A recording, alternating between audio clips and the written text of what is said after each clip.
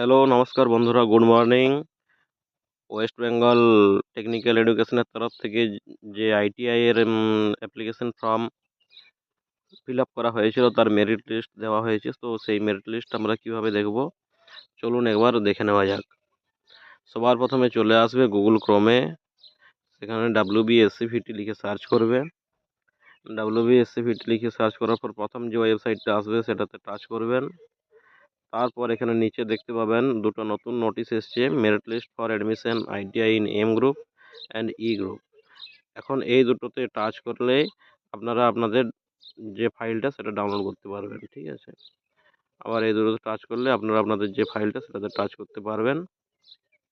এমনকি এখান থেকে আপনার নাম অনুযায়ী সার্চ করে এখানে দেখতে পারবেন কার কোথায় কত র্যাঙ্ক হয়েছে, কীরকম কীভাবে। বাকি আপডেট পেতে